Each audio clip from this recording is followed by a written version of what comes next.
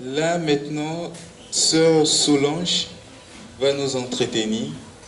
On va faire un peu plus de spiritualité, théologie, c'est ça, ma sœur? D'accord. Donc, on reste dans la même dynamique. Mais parler de Marie qui est une femme, par une femme, je pense que c'est aussi intéressant. Restons toujours attentifs. La sœur a de très bonnes choses à nous dire. Oui, tout en restant africain aussi. Merci Emmanuel. Merci chers amis. Je suis très contente parce que je vois un grand nombre de filles ce matin à ce temps d'échange et d'enseignement. Merci d'être venus. Merci aussi aux amis, quelques adultes qui sont au milieu de nous. Bien. Vous savez, quand la sœur Danielle et l'équipe m'a sollicité pour cet enseignement, le titre c'était de voir la place de Marie dans la spiritualité africaine. Donc, depuis cette demande, je pensais comme ça, comment est-ce que autour de moi, je vois vivre les gens? Ce matin, certainement que vous avez vos chapelets. Vous avez vos chapelets, n'est-ce pas? Certains ont leur rosaire.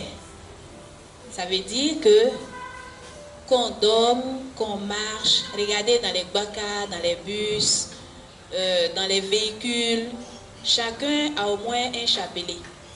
Ça veut dire qu'effectivement, Marie est présente dans notre vie. Et autre chose, je suis allée aussi visiter un peu Internet parce que j'avais appris qu'il y avait souvent des parcours de pèlerinage dans les sanctuaires au niveau de l'Afrique. Et je me suis renseignée pour voir finalement combien sont les sanctuaires au niveau de l'Afrique où on peut aller même en pèlerinage. Ou encore, où sont les lieux où il y a eu des apparitions confirmées de la Vierge Marie. Alors, selon mes informations, il paraît qu'il y en a eu, au moins en Afrique, il y en a eu 14 de confirmés. Vous avez les cas du Rwanda, de la Tanzanie, de l'Angola, ainsi de suite. Et peut-être de la Côte d'Ivoire. On a eu des apparitions ici, non? Voilà. Alors, tous ces événements me font dire que l'Afrique a une histoire particulière avec la très sainte Vierge. Et vous êtes certainement témoins de cette histoire. En dehors de ce qui est dit sur la place publique, chacun et chacune, si vous demandez à vos parents, peut-être, il y en a qui sont peut-être le fruit d'une relation particulière avec Marie. Bien. Alors, nous pouvons ensemble dire que Marie, pour ce qui concerne la Côte d'Ivoire et de l'Afrique en général, Marie tient une place dans nos vies. Mais ce que je voulais me poser comme question dans cette intervention, c'est de voir quelle est cette relation. Quelle est cette relation que nous, Africains, Africaines, avons avec Marie? Et puis, est-ce qu'on peut dire que cette relation, donc est-ce que cette spiritualité permet aussi d'inventer quelque chose de nouveau pour l'Afrique? Parce qu'il ne suffit pas de dire que Marie a une place. Cette place-là, à quoi ça sert? Est-ce que ça peut nous permettre d'inventer, je pourrais dire, une nouvelle Afrique? Alors, puisque mon thème devait s'articuler autour de la figure maternelle de Marie, je vais mettre l'accent et vers la fin essayer de montrer comment la figure maternelle de Marie peut être comme un élément déclencheur pour penser l'avenir de l'Afrique. Donc, premier point, la relation avec Marie. Ici, ça va être un peu théorique. Donc, si vous ne comprenez pas, vous mettez, je vais m'arrêter. S'il y a présence d'une relation avec une puissance supérieure qui affecte la manière dont une personne interagit avec le monde, c'est bien celle qui se développe dans la spiritualité africaine à l'égard de Marie, Mère de Dieu.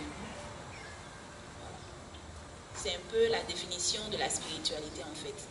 Cette rencontre qui a lieu avec un être supérieur, on peut dire donc avec Marie, a vraiment lieu dans notre réalité.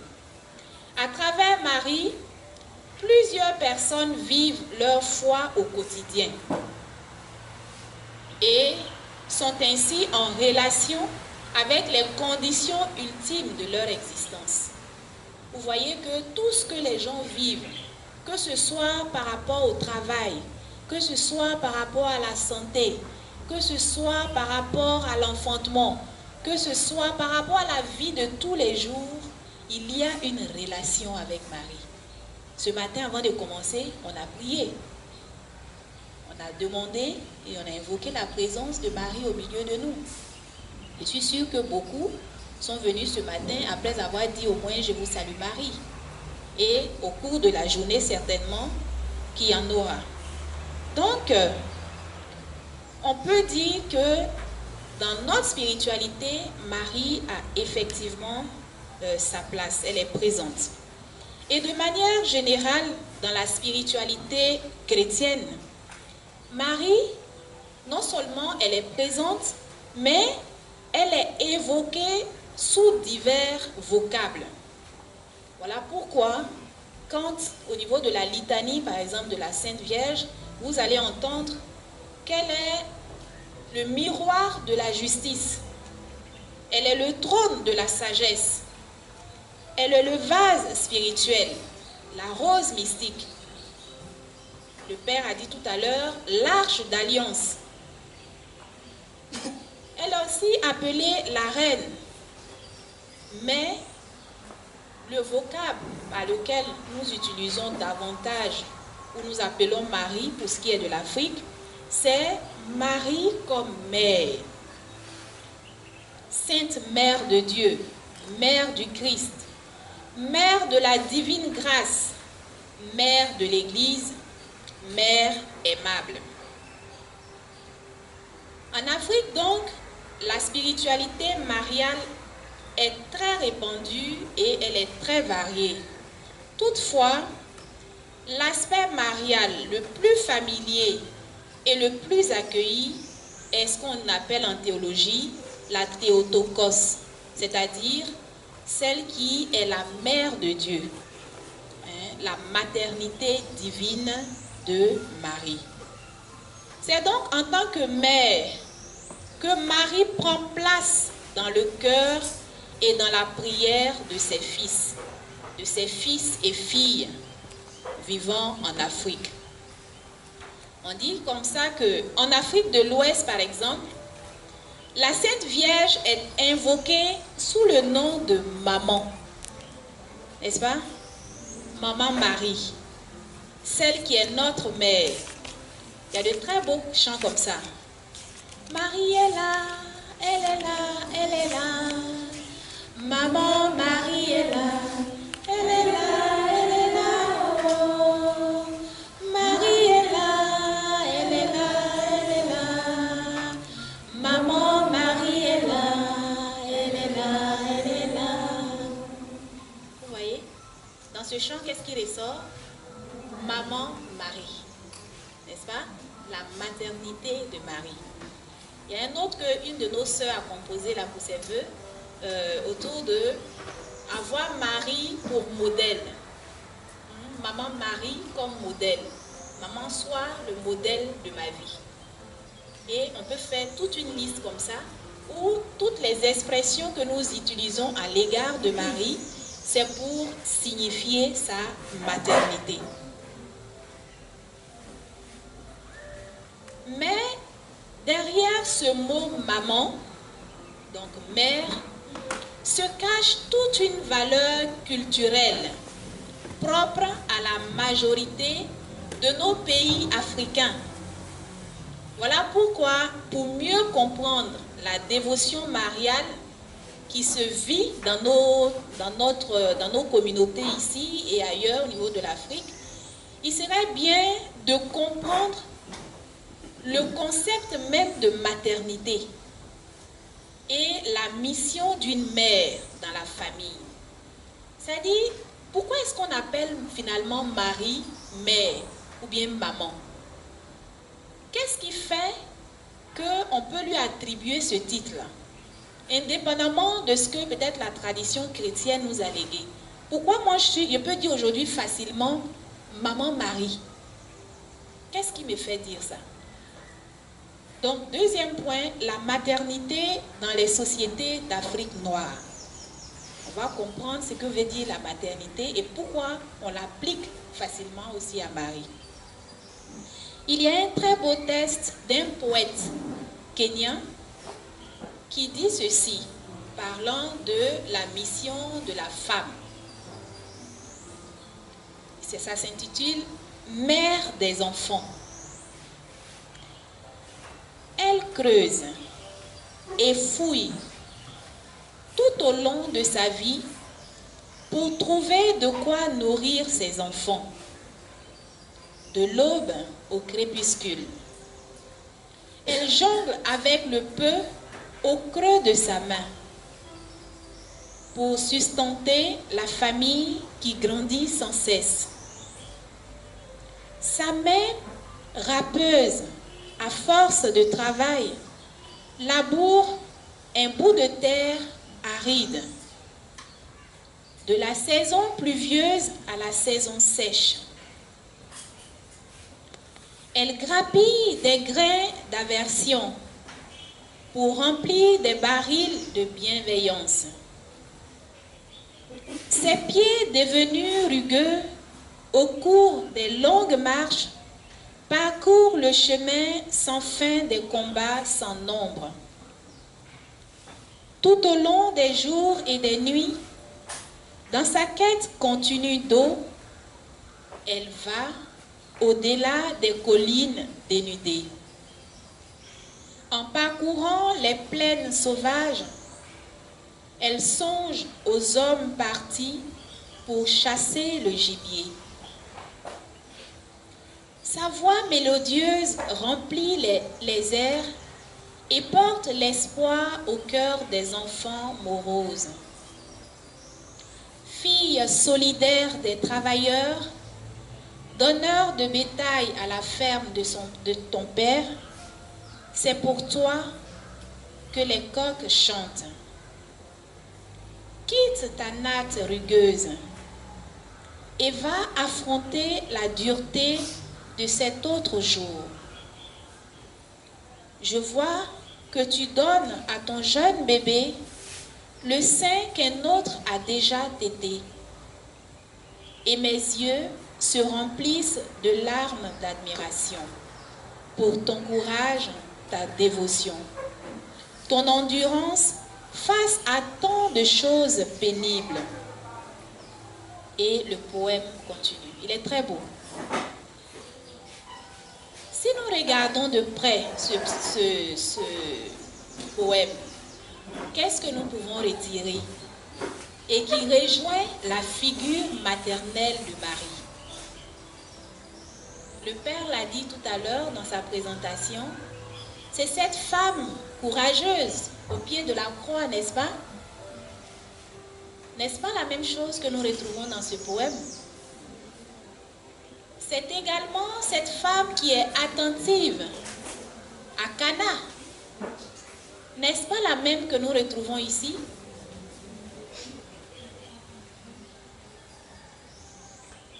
C'est ainsi donc que Maman Marie est la tendre mère qui forme à la vertu.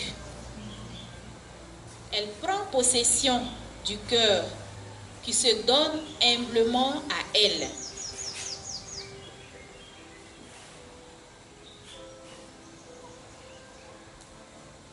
Bien. Je voulais poursuivre sur toujours la qualité de cette maternité.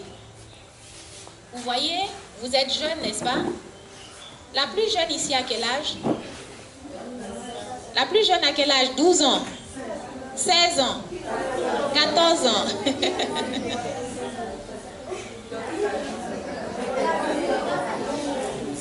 12 ans. Est-ce que 14, d'accord. Est-ce que je peux dire que vous êtes des mères? Pourquoi vous n'êtes pas des mères? Comment? Vous n'avez pas encore fait d'enfant. Donc, la maternité égale donc la fécondité alors? Pas forcément. Donc, qu'est-ce qu'une mère? Puisque Marie est mère. Et nous devons être aussi... Oui? Une mère, c'est une femme qui prend soin de l'enfant, qui a petit par ses préoccupations. Très bien. Donc, on peut être mère sans avoir conçu un enfant. C'est possible, non? Donc, vous pouvez être des mères. Vous êtes des mères en puissance. Vous avez la capacité de donner la vie à d'autres. Pas forcément à travers l'accouchement. Ce n'est pas le moment de faire des bébés. N'est-ce pas? Pour l'instant, faites des études. Étudiez.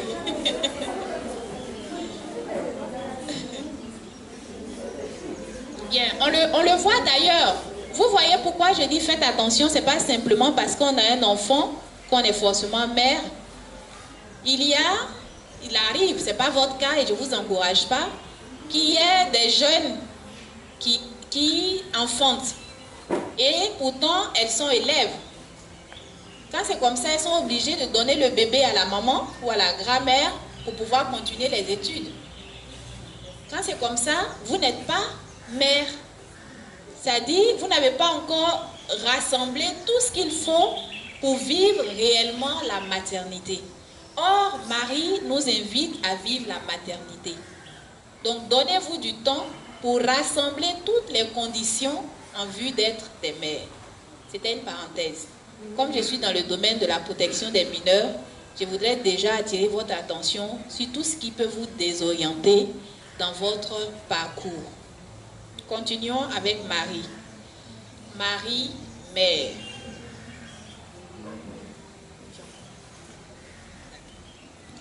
Bien, donc au niveau de l'Église, le rôle déterminant de la Vierge Marie entraîne des conséquences logiques pour la vie du chrétien. L'Église encourage ses fils à l'honorer à juste titre d'un culte spécial, reconnaissant en elle une personne que la grâce de Dieu a élevée au-dessus de tous les hommes et de tous les anges. À cause de son rôle de mère très sainte de Dieu, associée au mystère du Christ, unique sauveur des hommes, la Vierge Marie est vénérée depuis les temps les plus reculés. Et en raison de sa maternité divine et de son intercession incessante pour nous auprès de son Fils, nous appelons aussi Marie notre mère et nous lui rendons tous les services qu'un fils rend à sa maman. Nos expériences familiales quotidiennes peuvent nous inspirer sur nos devoirs envers Marie notre mère. Et vous voyez que ces devoirs varient selon les races et les cultures. Et chacun de nous sait ce qu'un fils doit à sa maman. Comme on a pu le remarquer, le concept de la femme, mère de famille, donc fait partie des atouts culturels de plusieurs tribus d'Afrique. Cet atout constitue en même temps un socle solide sur lequel s'appuie la dévotion mariale et la spiritualité mariale qui se manifestent sous des formes très variées. Autrement dit, c'est parce que nous avons conscience de cette figure maternelle, c'est parce que nous avons conscience du rôle de la mère dans la famille que nous nous adressons à Marie. Et nous nous adressons à elle en ayant toujours à l'idée ce que comme mère, elle fait dans notre vie. Finalement, comment cette spiritualité mariale, si nous la développons, comment elle peut nous aider à penser l'avenir de l'Afrique? Je pourrais dire même penser une Afrique libérée et libératrice. Cela est possible, et c'est le dernier point, cela est possible dans l'idée que nous nous faisons toujours de la maternité de Marie. C'est-à-dire celle qui pense le possible, celle qui pense que demain sera meilleur. L'avenir, en effet, n'est possible que s'il y a des personnes qui le créent dans le présent, qui construisent une histoire nouvelle. Les gens qui enfantent l'avenir, les bâtisseurs de l'histoire, ce sont d'abord les personnes dont l'être est fondamentalement sain et berceau de la vie, foyer d'engendrement, de croissance de la vie. Voici ce que signifie ceux qui pensent un avenir. Et en cela, Marie l'a été. Marie a engendré la vie. Marie a fait croître la vie. D'abord, à travers la naissance, la vie qu'elle a donnée au Christ, mais à travers, comme je l'ai signifié tout à l'heure, l'expérience que chacun et chacune de nous fait avec Marie. Et, par ricochet, pour nous, je dirais femmes, je parle en tant que femme, nous sommes aussi, en tant que femmes et mères, éducatrices de toute cette vie humaine, donc engagées pour cette libération aussi.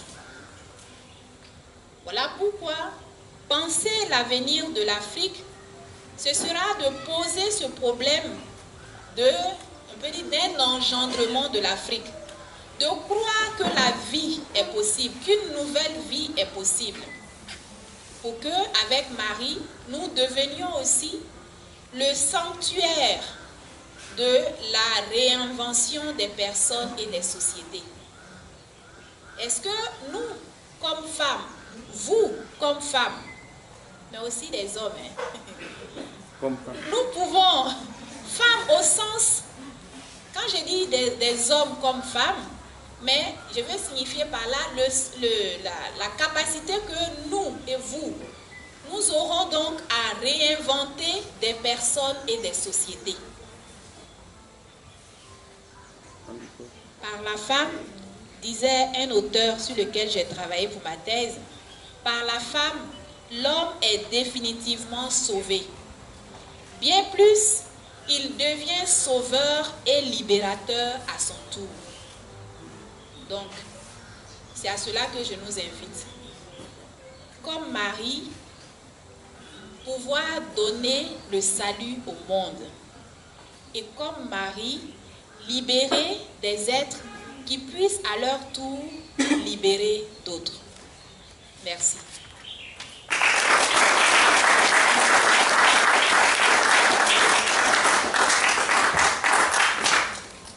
Nous disons merci à Sœur Solange qui nous a aussi situés sur notre responsabilité de fils de Marie, en commençant par nous dire que Marie est présente dans notre vie.